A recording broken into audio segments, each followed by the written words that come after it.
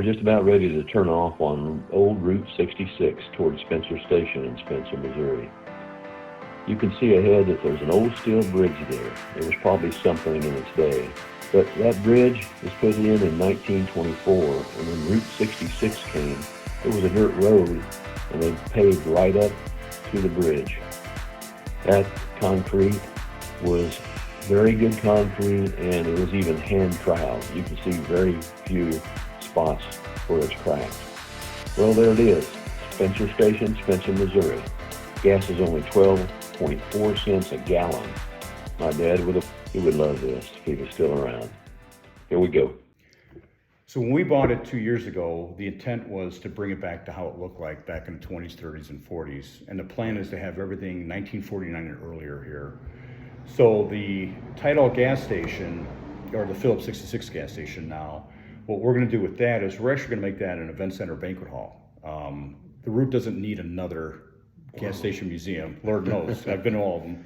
And what we're realizing is that if we have car shows, if we have get-togethers, if we want to even have stuff, we could pull food trucks up and have tables set up in there and people can sit there and eat, or they could even rent it out. There's nothing like that anywhere in this area that you could rent out an old historic gas station that's an event center.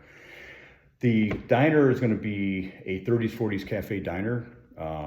We're going to have, eventually down the road when we get to that point, it'll be a bakery. It'll be more of like small breakfast, small lunch items, things like that.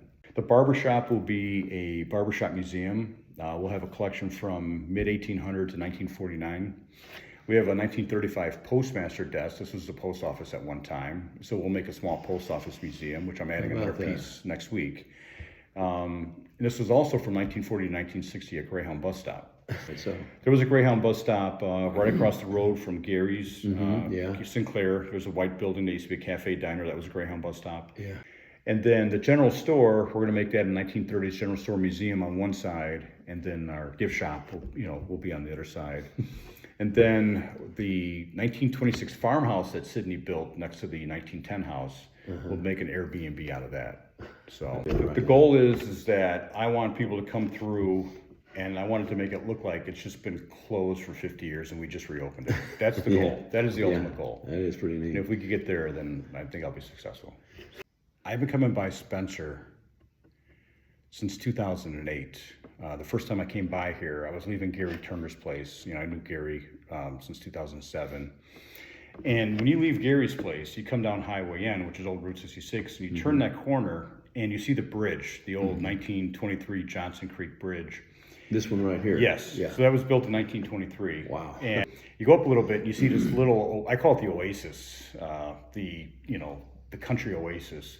And so I pulled up in 2008 thinking, this is a little town out in the middle of nowhere. And I came by, looked through the windows, saw that there was actually no roof on the top, caved in, and thought that this place was just falling apart. That's what I thought at the time. I didn't know any better. Went on my merry way, was heading back down to Phoenix, and came back by in 2009. Roof was still gone. The place was pretty much not boarded up, but locked up. But the roof and the floor was gone. And so I thought that was a good sign, hopefully.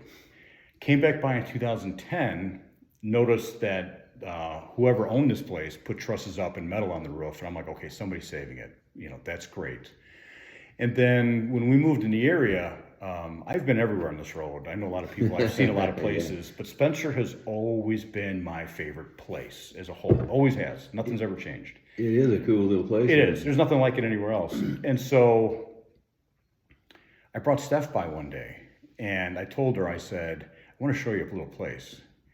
And so I pulled up here and she was like, oh my God, it's like its own little town out in the middle of nowhere. And she said, this is so cute. And I said the magic words, I heard it was for sale. And she said, you should make a phone call. And I said, I'm going to make the call. We're going to buy the place.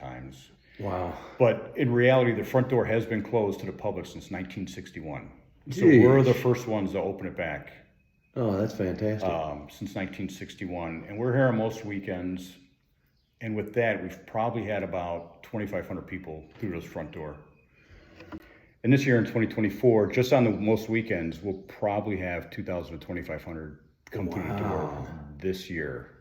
One weekend we had 300 people. come Merry in. Christmas. So we have a lot of cars come out here. We want people who want to have car shows. We just don't have parking. We're not an open business, and that's the funny thing. We're not an open business, but the rule number one we have, no matter what we're doing, we stop and let's show folks around because That's great.